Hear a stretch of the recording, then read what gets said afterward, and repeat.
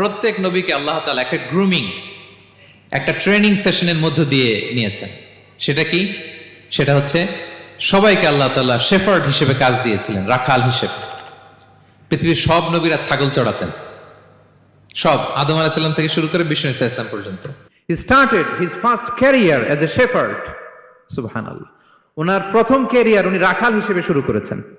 রাখালরা যে কাজ করে, অর্থাৎ মরুভূমিতে ভেড়া, ছাগল, তারপর বকরি, দুম্বা, এই চড়ানোর কাজগুলো দিয়ে বিষ্ণু ইসা ইসলাম তার ক্যারিয়ার শুরু করেছেন এজ এ শেফার্ড। বিষ্ণু ইসা ইসলাম বলেন, সহিহ বুখারীর বর্ণনা, মা বাআসাল্লাহু নাবিয়্যান ইল্লা রাআল গানাম। আল্লাহ তাআলা এই পৃথিবীতে এমন কোন নবী পাঠায় নাই যে নবীরা ছাগল চড়ায় নাই। সুবহানাল্লাহ পড়বেন না? সাহাবারা বললেন, ওয়া আনতা ইয়া রাসূলুল্লাহ, হে আল্লাহর নবী, আপনিও ছাগল চড়িয়েছেন? বিষ্ণু ইসা ইসলাম বললেন, নাআম, আমিও ছাগল চড়িয়েছি। ওয়া কুনতু আরআহা আলা কারারিত লি আহলি মক্কা। আমি অল্প কিছু মজুরির বিনিময়ে, অল্প কিছু টাকার বিনিময়ে, সামান্য কিছু পারিশ্রমিকের বিনিময়ে মক্কার লোকদের ছাগল চড়িয়ে দিতাম। সুবহানাল্লাহ পড়েন।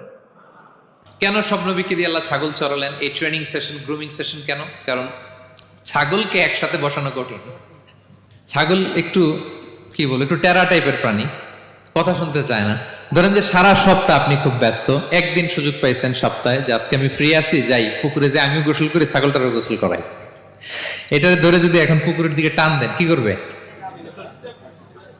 পা দুইটা এমন শক্ত করে মাটিতে ধরে রাখবে, আপনি যত টানবেন ওর ঘাড়ের চামড়া ছিঁড়ে যাচ্ছে, তারপরেও আসে না।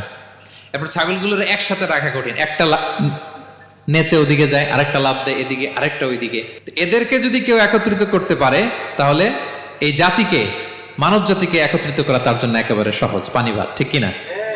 এজন্য আল্লাহ এই মানব গোষ্ঠীর উপর লিডারশিপ কায়েমের আগে ছাগল চড়িয়েছেন। এবং যারা মরুভূমিতে ছাগল চড়ায়, যে শেফার্ড গুলো, যেই রাখালগুলো, তাদের অনেক শক্তিশালী হইতে হয়।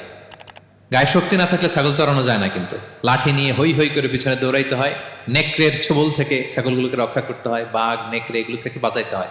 তার মানে এটা করার মধ্য দিয়ে এই জাতিকে কিভাবে জাহান্নামের আগুন থেকে বাঁচাবে, নবীদের ওই ট্রেনিং হয়ে যায়। সুবহানাল্লাহ। ছাগল এদিক ওদিক